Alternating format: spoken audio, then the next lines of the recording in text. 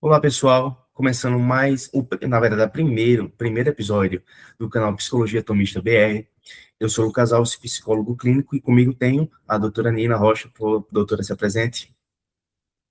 Oi, pessoal, prazer estar aqui com vocês. Obrigada, Lucas e Álvaro, né, por essa conversa que eu acredito que vai ser muito enriquecedora, né, principalmente para aqueles que têm alguma curiosidade sobre qual é a história da ciência da alma, né, quais são as origens aí da epistemologia do que a gente chama de psicologia e o quanto que isso é complexo, né? Mas me apresentando, eu sou psicóloga e professora, né, de psicologia. Eu fundei um projeto chamado Psicologia Atomista Brasil, né, que vai ao ar por esse canal, né? E eu comecei em 2018, né? Juntamente com o professor Sidney Silveira, a gente decidiu criar um conteúdo, né, vamos dizer assim, brasileiro, original, né, do nosso país, de psicologia atomista, né, especificamente. Então, a gente desenvolveu algumas turmas, né, alguns cursos de psicologia atomista. Eu participei de alguns documentários, né, que abordam a psicologia atomista, e também, com esse projeto Psicologia Atomista Brasil, a gente lançou alguns livros de psicologia atomista, e que ajudou na divulgação, né, na difusão da psicologia atomista aqui no Brasil. Perfeito. E também comigo, meu amigão Álvaro. Se apresente, Álvaro. Olá, eu sou Álvaro Rodrigues, eu sou psicólogo desde 2016. Eu conheci a psicologia atomista depois que eu já tinha me formado, né? Comecei ali os atendimentos na TCC Beckiana, mas logo depois eu fui avançando mais. A psicologia atomista enquanto clínica, né? Porque eu já conhecia também enquanto pensamento de Santo Tomás, principalmente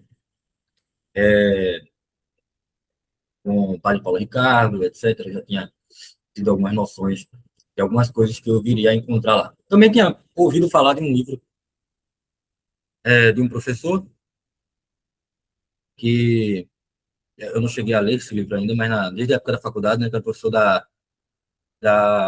que ele é de urbanista, né, que é Mauro Matuzzi, e já tinha essa noção. Aí depois, né, fui apresentado o Rafael de Abreu a esse livrinho aqui, né, estava tudo para ver a como é que seria a psicologia atomista na prática, e aí a gente foi estudando, fiz aí a especialização em TCC, especialização em neuropsicologia, é isso. Na especialização em TCC, eu abordei a psicologia atomista fazendo uma leitura do exame de evidências como técnica de TCC, e, e depois um caminho de intervenção a partir da resolução do exame de evidências. Perfeito. Hoje vamos comentar, pessoal, a nossa live vai ser em cima desse livro aqui, O que é a Psicologia, do Caponello, do Abud e do Alonso. E a gente vai focar um pouco no primeiro capítulo. Para iniciarmos, Nina, eu vou pedir para você falar um pouco. Você pode falar um pouco sobre o início da psicologia em si, antes de Wundt até, né, que os autores desse livro falam sobre a filosofia grega como os pais da psicologia. Você pode falar um pouco sobre isso? Sim, primeiramente, assim, eu quero tecer um elogio ao livro. Eu acho que é um livro, assim, altamente recomendável, né? Então, assim, eu acho que uma das coisas mais importantes a gente falar, quando a gente fala dos gregos, é que a ciência da alma começou em Aristóteles, né? Assim, pegando mesmo a filosofia grega, né? Então, assim, ele trouxe essa urgência, né, Aristóteles, de tratar a alma a prerrogativa, vamos dizer assim, de que é necessário tratar a alma, né? Então, ele superou Platão, né? Platão, ele acreditava na transmutação da alma, né? Diferente de Aristóteles, né? Que conversa mais com a nossa, vamos dizer assim, com a nossa, com um olhar cristão, né? Então, Aristóteles, ele foi fundamental para trazer para o Ocidente, vamos dizer assim, ele trouxe uma base, né, de um olhar, vamos dizer assim, mais integral, né, do que é a alma humana. Então, o livro ele fala muito bem sobre isso, né, porque ele fala da ética Nicômaco como, né, um possível tratamento da alma, né, ele fala, né, do De Anima, né, como um livro muito importante, ele fala da física, né, então, Aristóteles abordou a alma, né, a ciência da alma, ele abordou pela primeira vez na história, vamos dizer assim, do Ocidente, a concepção de alma como ciência, né, problematizando, vamos dizer assim, os possíveis problemas, né, que uma desordem, né, no campo da alma pode acarretar. Eu acho que ele trouxe isso muito bem com a ética Nicômaco, né? Partindo do pressuposto que o comportamento ele pode corromper de alguma forma, né, a alma. Álvaro, o que é que você acha que a filosofia clássica tem a contribuir para a psicologia? Bom, como a Nina estava falando, na parte prática, as questões de ética, né, a ordem dos comportamentos, o controle das emoções, eram coisas já abordadas ali por Aristóteles, não só por Aristóteles, mas por Platão também. Depois foram abordadas pelos estoicos, pelos cristãos também. Inclusive, sem querer ser polêmico, mas tem só duas citações, né? O pessoal discute muito se haveria uma psicologia budista, uma psicologia cristã, etc. Se você olhar, por exemplo, tem livro na Arte, publicado pela Arte Médio, que tem lá psicologia budista, né? Se você olhar, tem livro publicado, esqueci o nome da editora agora, poxa, aquela lá do esse que publicou Psicologia pela Graça, né? E lá fala-se em toda a psicologia cristã. Os níveis disso seriam diversos, né? De como se consideraria, né? E uma coisa muito interessante de se falar também é o que a Echavarria cita logo no começo aqui, que virou uma citação incansável entre nós que gostamos da psicologia clássica, que é a citação de Erich Fromm, né? Que era um cara que era ateu, marxista, freudiano, né? E era filósofo ali, americano, não é isso? Então, um cara com uma formação boa, em certo sentido, apesar de nós discordarmos dele em diversos pontos, talvez até no próprio fundamento, né? Mas ele diz assim, geralmente se considera que a psicologia é uma ciência relativamente moderna, e isto porque o termo entrou em uso geral somente nos últimos 100, 150 anos. Mas se esquece de que houve uma psicologia pré-moderna, a qual durou mais ou menos desde 500 a.C. até o século XVII, mas que não se chamava psicologia e sim ética, ou, com maior frequência ainda, filosofia, ainda que se tratasse justamente de psicologia. Isso aí, justamente, essa coisa que Nina falou, né, da ética, como, de certo modo, psicologia prática, não é isso? E aí ele complementa aqui, né, trazendo aqui para o nosso autor querido aqui, em Tomás de Aquino encontra-se um sistema psicológico do qual se pode provavelmente aprender mais que em grande parte dos manuais atuais de tal disciplina. Nele encontram-se interessantíssimos e muito profundos tratados sobre temas como narcisismo, soberba, humildade, modéstia, sentimentos de inferioridade e muitos outros. Isso é do Psicologia para Não Psicólogos, né? De Eric Fromm. Então, a gente tem digamos assim, duas linhas, né? Uma linha mais prática e tem uma linha que é a linha que Aristóteles ele adota no De Anima, que é aquela linha mais teórica, né? Que ele vem descrevendo as formas de vida, né? Porque a alma é justamente o princípio de vida do ser vivente, né? Então, tudo aquilo que tem vida, tem movimento vital próprio, não são coisas inanimadas, né? São coisas animadas. Então, isso vai ser uma coisa que vai ser precisada aí por esses filósofos gregos como Platão, Aristóteles e depois pelos diversos filósofos que vão adiante também. Fica até a recomendação do The Anima para entender um pouco sobre a tradição anterior a Aristóteles, que falavam sobre a alma. O livro inteiro do The Anima é só Aristóteles falando sobre as perspectivas anteriores, dos pré-socráticos, de Platão e etc. Álvaro, tu acha que Parva Naturalia é uma boa leitura para fazer depois de The Anima? Rapaz, o De Anima, eu li, o Parva Naturalia eu não li. A gente tem ele aqui, e justamente é uma coisa que eu comprei justamente com essa intenção. Tinha algum tipo de... Eu acho que eu queria ver lá sobre memória, reminiscência, essas coisas, se não me engano, tem, né? Memória e Revocação. Pronto. Aí, eu queria ir para isso. Eu acho que deve ser válido, mas como eu não li, não posso cravar, né? Entendi. Mas com certeza é válido, né? Poxa, livro de Aristóteles sobre natureza, né? E tal. Agora, fazendo um puro histórico, Nina, chegando em São Tomás, o que é que você acha que foi a grande contribuição de São Tomás para a psicologia? Como eles colocaram muito bem, né, os autores do livro, São Tomás ele é considerado o apogeu da ciência da alma, né? Tudo que ele trouxe, assim, os pontos, né,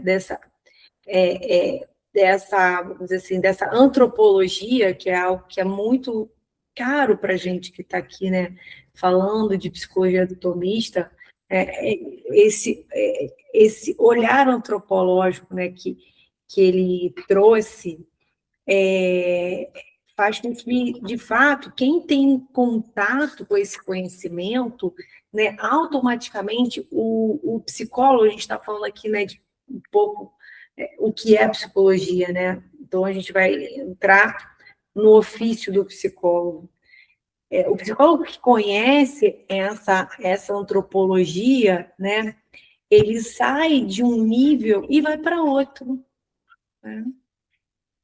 Então, quando alguém me pergunta, Nina, por que estudar psicologia atomista, né? Eu diria que é para saber de fato o que é uma pessoa humana, né? Quais são as características de um comportamento humano, verdadeiramente humano, né? Então, os psicanalistas, eles têm um outro olhar, né? Infelizmente, é o olhar que ainda é muito difundido.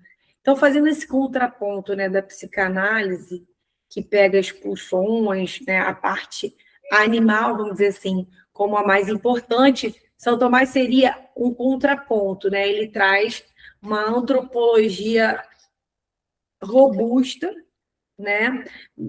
Melhorando o que já era muito bom, né? Que é os tratados, né? A filosofia de Aristóteles. Eu tenho aqui um trecho, tá? Que eu acho interessante citar, que é sensacional, né? Porque a gente não pode olhar nossos pacientes como um animal, né? Que é o que muitas vezes a ciência, né, ela nos convida, né? Porque existe os exames, não os exames, os experimentos com ratos, né, com macaco, então acabam associando, né, muito a alma do animal à alma da pessoa. Então, São Tomás ele contribui, né, resumindo a sua pergunta, ele contribui nesse sentido, né, do psicólogo entender o que é uma pessoa, o que é a pessoa humana, né? Para onde a pessoa vai, o que a pessoa é, né? E mais do que isso, né? Você, como psicólogo, você não deve só tratar sintomas, né? Você, antes de tudo, deve saber o que é um ser humano, né? E qual é a natureza da alma. Então, se faz necessário uma visita ao conhecimento desse grande intelectual, né? desse filósofo, desse grande filósofo, que é considerado o mais sábio entre todos os outros, né? Ele trouxe, sem dúvida, algo que é o ápice, né? que veio a ser na época, né, medieval, que a alma tem diversas potências, né? Potências que vão do mais básico ao mais elevado. Ele traz algumas análises perspicazes sobre a vida sensitiva, que também é importante quando a gente fala de laboratório, de comportamento, né? Quais analogias eu posso tirar de um experimento de um macaco, de um experimento de um rato, ou seja, ele não descarta, né, o que seria uma ciência empírica, né, na medida em que ele leva em consideração a vida sensitiva e as potências inferiores, né? Então, ele abarca, né, o nível cognitivo da alma, que são os sentidos internos e externos. Ele abarca também, né, o nível apetitivo, que seriam as pulsões, né, a sensação, os movimentos, as paixões, que a gente pode traduzir como as emoções, e, brilhantemente, a arquitetura, essa gnoseologia, né? Ou seja, ele consegue ter um olhar assim muito muito abrangente, então ele foi muito feliz, né? E automaticamente ele faz o exame da vida moral e volitiva, né? Que entra diretamente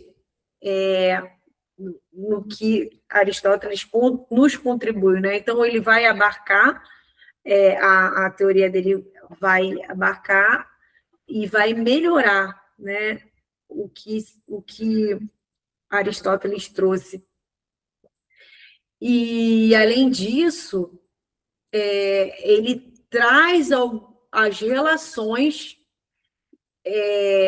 estabelecidas entre as faculdades diversas, tanto do psiquismo inferior às potências superiores, né? Então, o papel central que ele traz, no que a gente chama de apogeu da alma, que no livro eles falam muito bem sobre isso, né?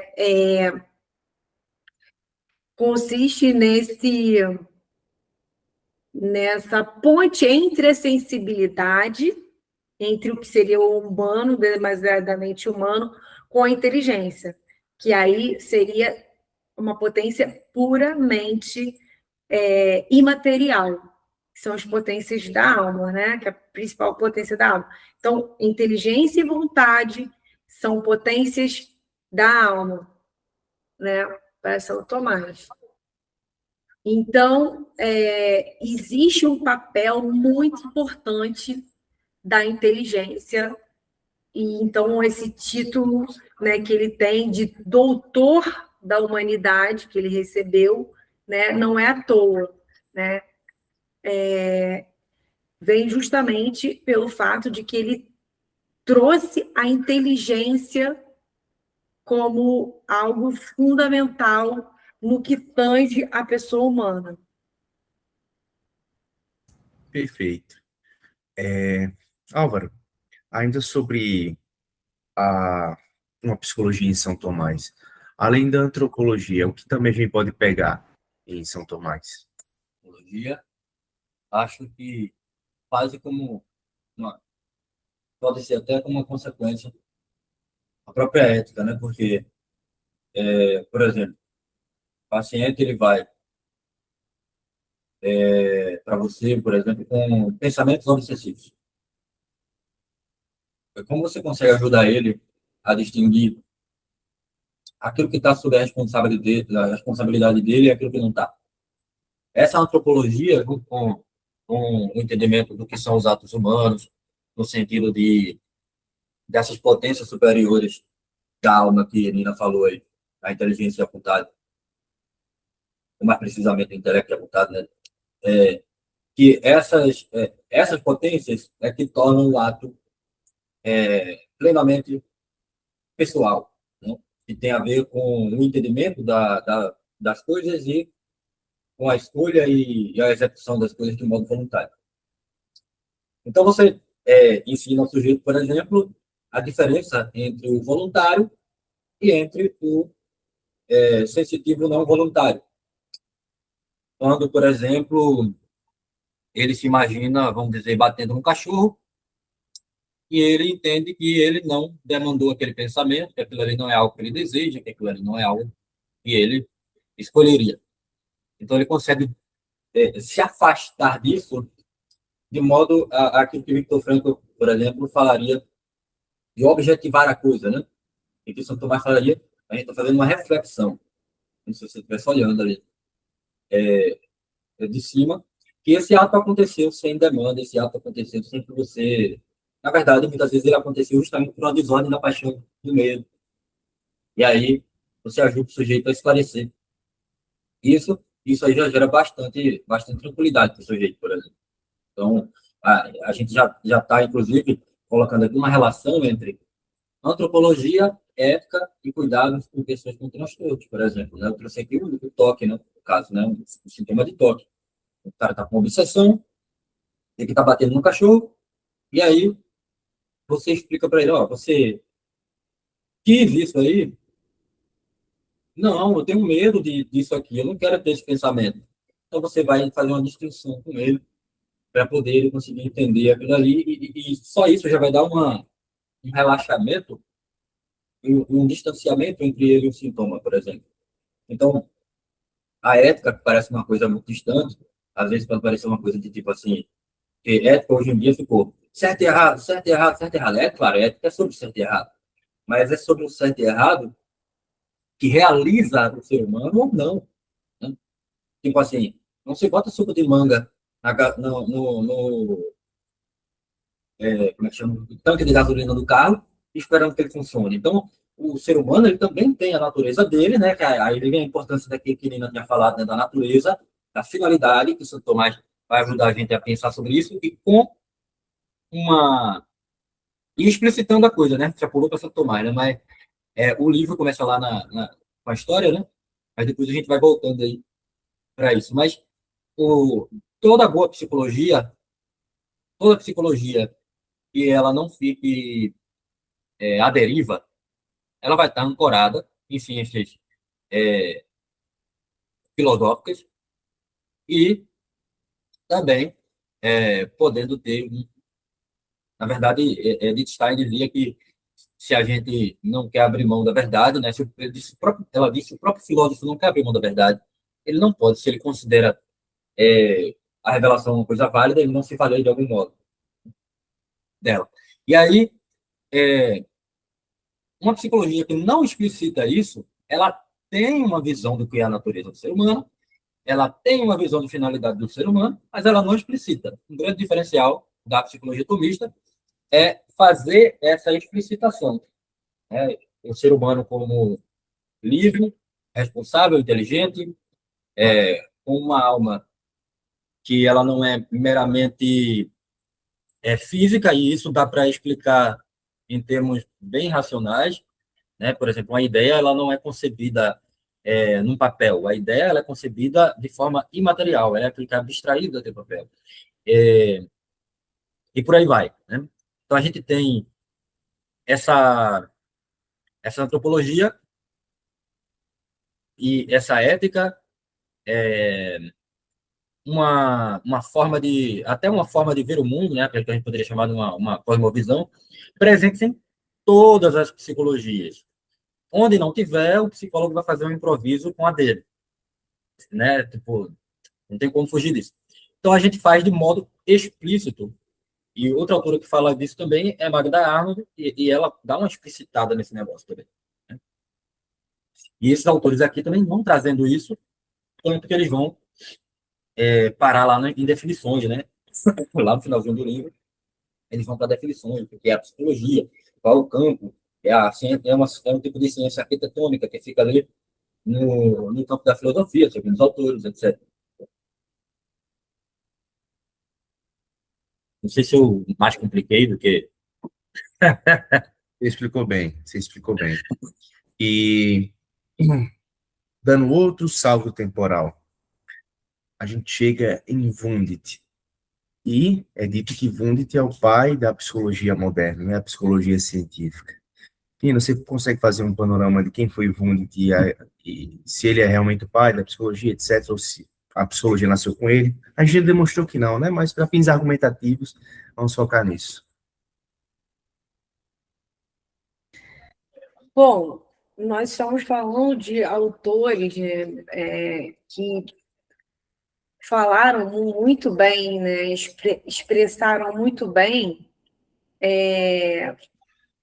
sobre os fundamentos da alma humana, né? Então, isso seria um erro, né? Na verdade, achar que a psicologia nasceu num laboratório, você já está partindo de uma prerrogativa falsa, né? Errada, errônea, né? E o que a gente tem com a antropologia tomista, né? É que exatamente é o que falta para esse olhar, né? O que seria o início da psicologia moderna, né? Que uma pessoa dotada de corpo e alma, com suas faculdades, paixões, virtudes, com uma finalidade, né? O homem ele tem um caminho, né?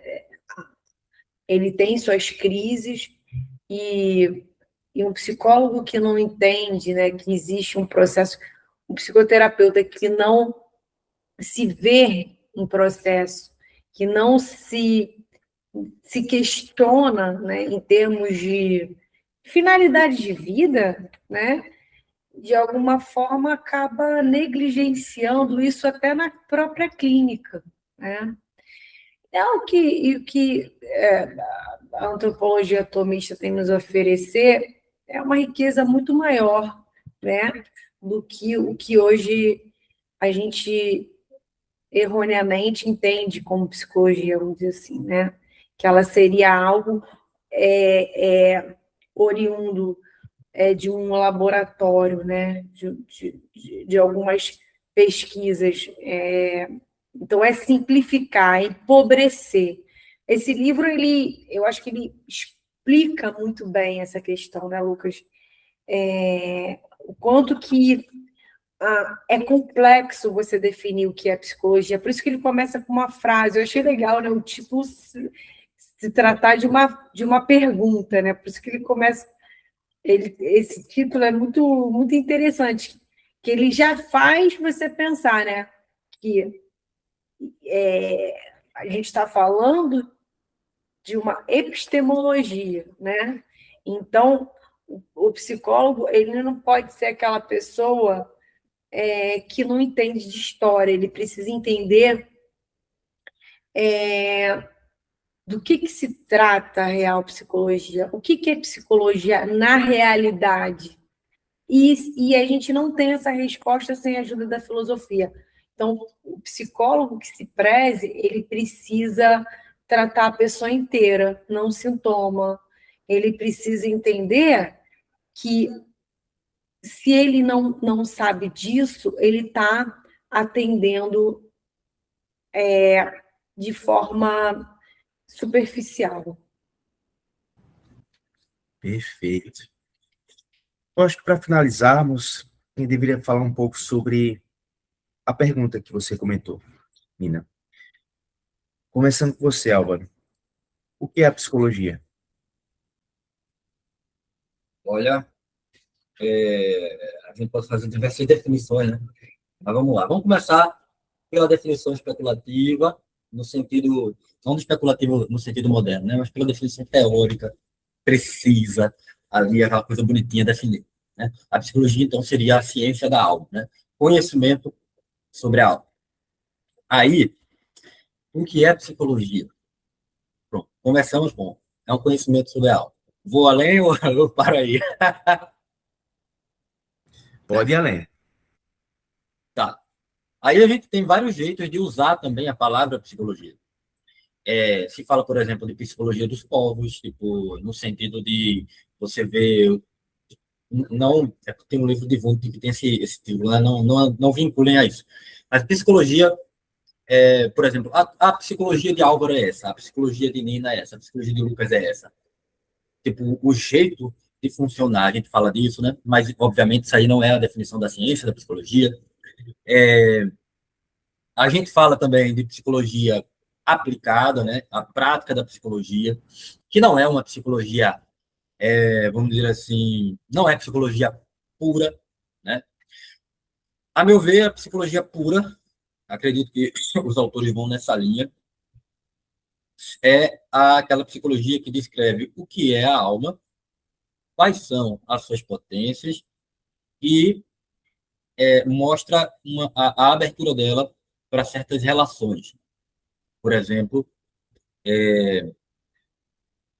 para o sentido, né, para a finalidade, para qual a constituição ali da pessoa, né, no caso da psicologia humana. Porque para você entender, né, vamos pegar ali a gente pegar vou usar aqui, a gente sempre parte de ideias que a gente tem na cabeça para poder, na mente, para ser mais específico, para ser mais tomista, né, seria na mente e não na cabeça, as ideias, para poder a gente expressar as coisas. Então, eu anuncio onde é que eu estou me baseando para poder a pessoa conseguir acessar essa realidade com mais facilidade. Então, Aristóteles, ele coloca a teoria das quatro causas. Então, para você compreender uma coisa, você teria que compreender do que ela é feita, né? Qual a informação que faz ela ser aquilo ali, qual a finalidade dessa coisa e, tá faltando uma causa aí, né? O que deu origem a essa coisa, né? Então, se você não compreende essa globalidade, você pode se enganar com a coisa. Eu posso usar esse livro aqui para bater na cabeça de alguém, né? Eu posso usar esse livro aqui para tirar o calor. Só que qual a finalidade desse livro aqui? Aquela pessoa que criou esse livro, né, os autores, o pessoal também que traduziu, que imprimiu, criou esse livro para que fosse lido, né? A função dele vai ser cumprida quando se lê, e ele funciona assim. Aquele exemplo lá do suco de manga no tanque do carro que não funciona, basicamente também eu meter isso aqui na minha própria cabeça não vai colocar o conhecimento que está aqui dentro da minha cabeça, então você precisa entender, então, o que é o homem, para entendendo o que é o homem, você conseguir ajudar o homem. Diversos níveis, né? Porque a gente vai conseguir, dependendo de muita coisa, dependendo de nós mesmos, dependendo do paciente, dependendo da problemática que o paciente traz, a gente vai abordar aquilo ali e conseguir ajudar em diferentes níveis, né? Por exemplo, uma pessoa ela tem fobia de barata, ela só quer tratar aquela fobia de barata. É possível?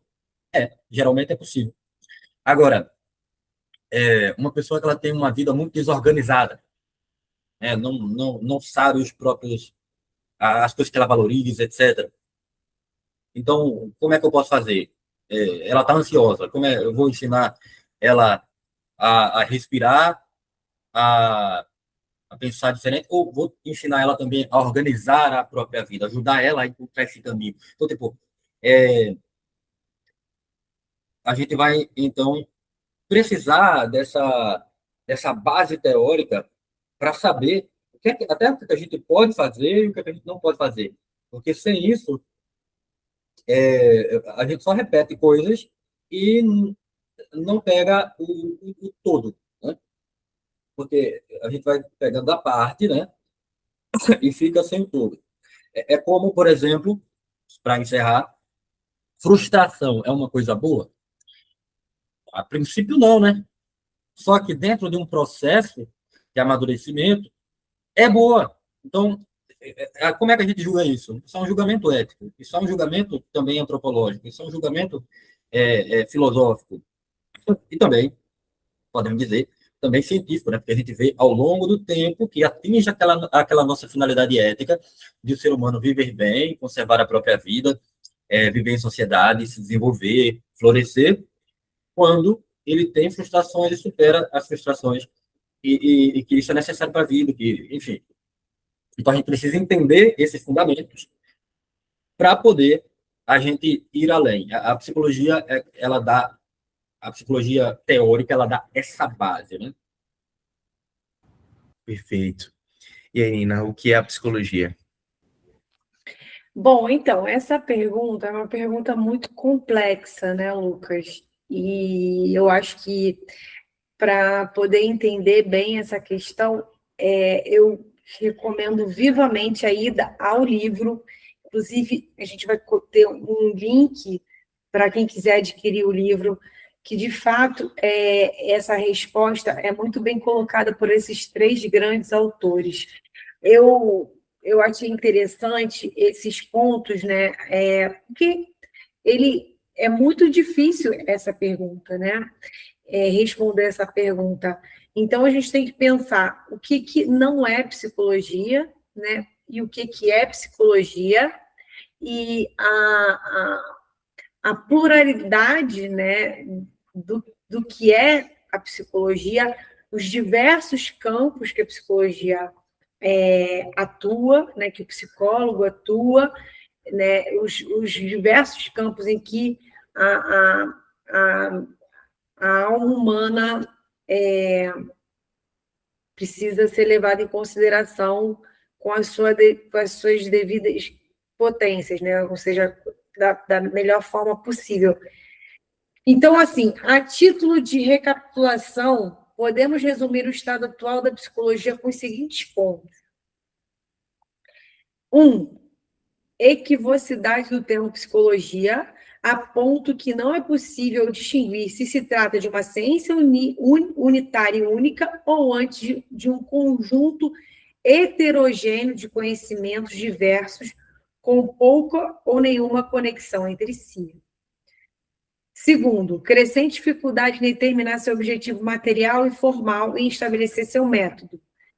3. Dificuldade em estabelecer suas relações com outras disciplinas, por exemplo, com a filosofia, com a antropologia, a medicina, as ciências biológicas, as ciências sociais, etc. Como resultado, dificuldade em apontar para si uma posição específica no concerto das ciências. 4. ponto, dificuldade na interpretação e inteligibilidade dos fenômenos chamados psicológicos, bem como impossibilidade real de avançar além de um fenomenismo com frequência desconexo e sem referência a um sujeito determinado. 5. ponto, incapacidade de formular respostas ante os problemas surgidos no quadro da incessante investigação científica, principalmente no terreno da investigação e da experimentação neurológica. Consciência intracientífica de sua insuficiência para abordar e abarcar toda a realidade que tem diante de si. Esta consciência deu lugar a questionamentos diversos em campos diferentes, quer em certas correntes espiritualistas, quer em certos círculos sujeitos ao cientificismo e ao positivismo científico. Outro ponto, permanente diversificação de seus âmbitos de aplicação, sem que isto implique concomitantemente estabelecer os fundamentos epistemológicos adequados das respectivas especializações, nem uma clara referência deste à unidade formal da psicologia. Por fim, pois bem, desta situação, cremos possível, a partir de uma correta epistemologia, então a gente tem que ir lá atrás para responder sua pergunta, né? Como já esboçada por Aristóteles e Santo Tomás, superar as dificuldades derivadas da dificuldade capital a qual aludimos e estabelecer uma ciência da alma ou psicologia geral dotada de unidade formal de objeto, provida de método adequado capaz de integralizar como matriz geradora a multiplicidade de disciplinas dela derivadas e de exercer, quanto a todas elas, o ofício da ciência regedora. Então, assim, essa complexidade, né, muitas vezes precisa ser simplificada, né? E essa simplificação que a gente deve fazer, né, não uma simplificação para empobrecer, mas uma simplificação para informar, né? Eu digo isso que nós três temos como valor difundir a psicologia atomista e a antropologia atomista, né? Não com o intuito de colocá-la numa caixinha, né? E falar, bom, é esse ponto, né?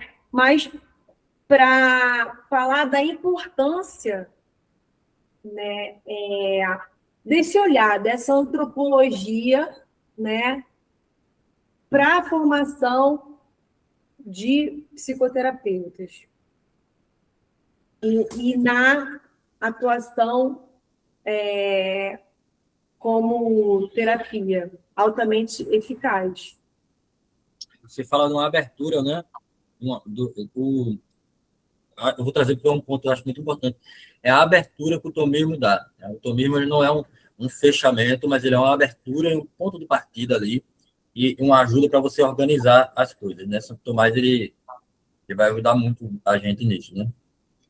Exatamente, Álvaro. Interessante a sua colocação, porque eu vejo algumas pessoas que estudaram, né, Santo Tomás em sua profundidade, né, que conhece dos princípios complexos, tecerem uma crítica que é até natural que seja feita, de que a psicologia atomista iria para um uma superficialidade preocupante, segundo eles, né? Sendo que, assim, nós como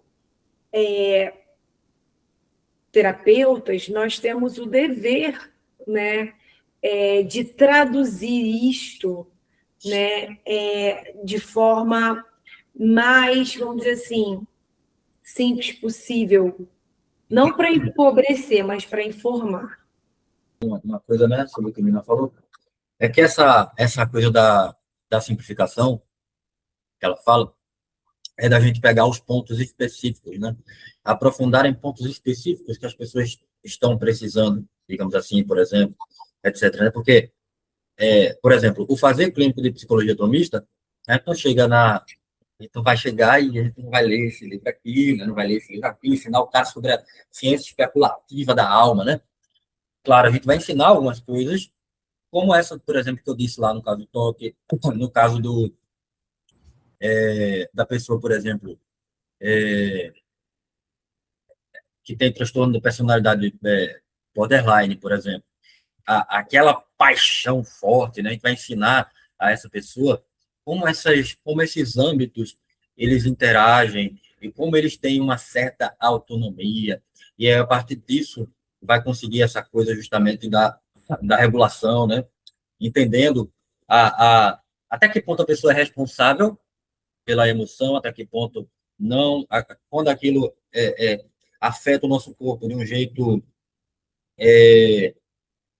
que a gente não pode controlar a emoção, mas a gente pode aceitar a emoção, né? A gente pode agir de um modo valoroso para a gente, né? A gente pode agir daquele modo que é melhor, por exemplo, eu tenho uma raiva de Lucas aí, me vem uma vontade de agredir, de dizer alguma coisa, etc., mas eu sei que ele é meu amigo e tal.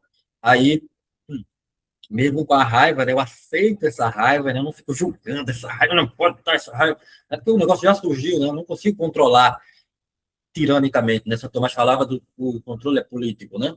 Então eu posso dizer, Lucas, cara, eu estou muito estressado, não estou conseguindo conversar com você agora, me dê um tempo, né? Eu quero tomar um banho, quero dar uma volta e depois conversar, por exemplo. Né? Isso é uma forma de manejo das emoções, né?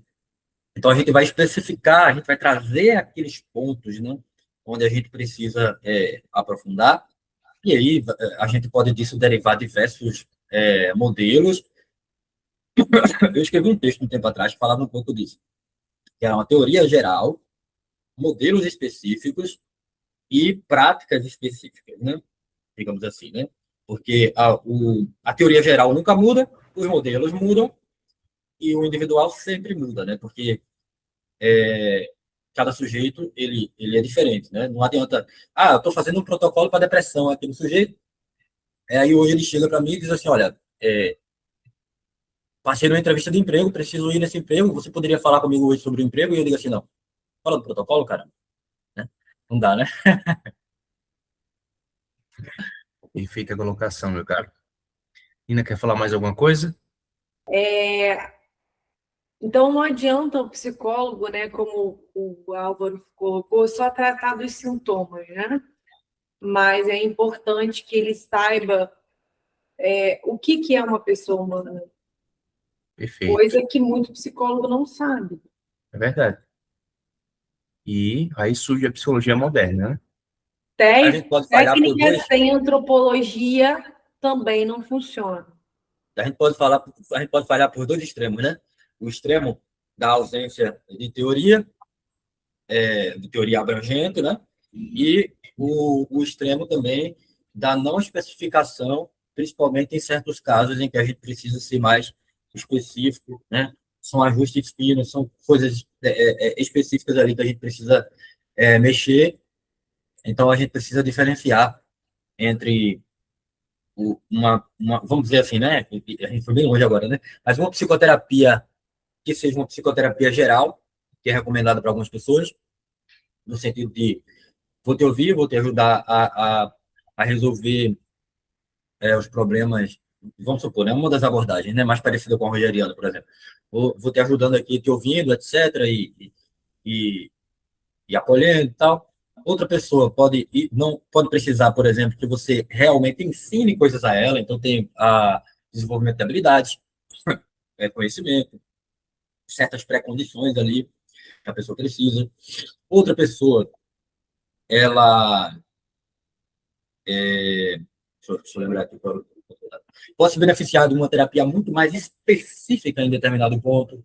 Então, se você vai para uma terapia geral só, pode chegar esse momento, né? Desenvolvimento das virtudes e tal, que é uma coisa muito interessante, acho que eu vou beber aí.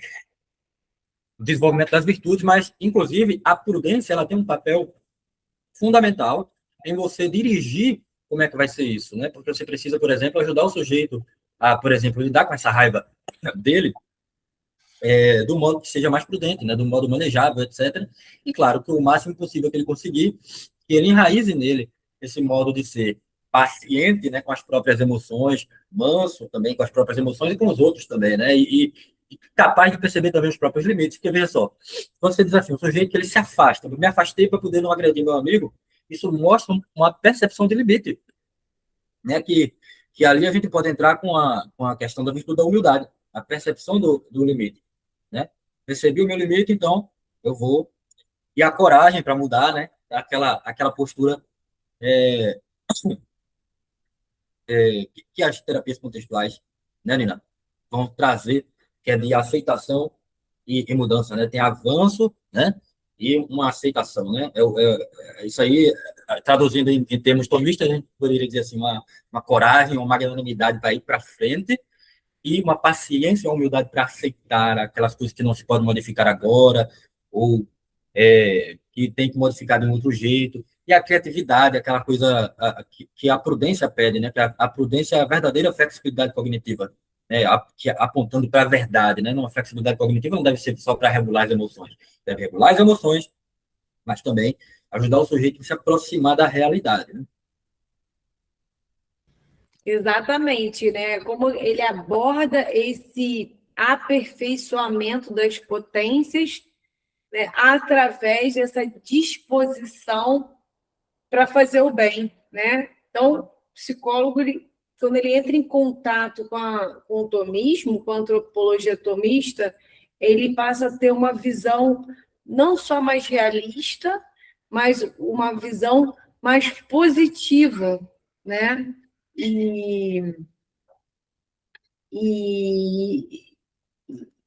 e muito até muito feliz em termos do que hoje a psicologia comportamental coloca como importante, né? Que é você desenvolver as habilidades, as virtudes necessárias, né? Seja que a pessoa não tem como valor, como terapeuta, né? Colocar para o seu paciente a possibilidade dele avançar, né?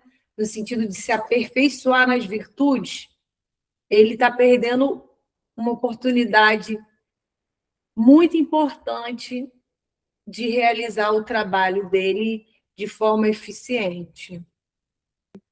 Pessoal, muito obrigado por essa conversa. Nos encontramos de novo semana que vem. E vocês também, meus caros.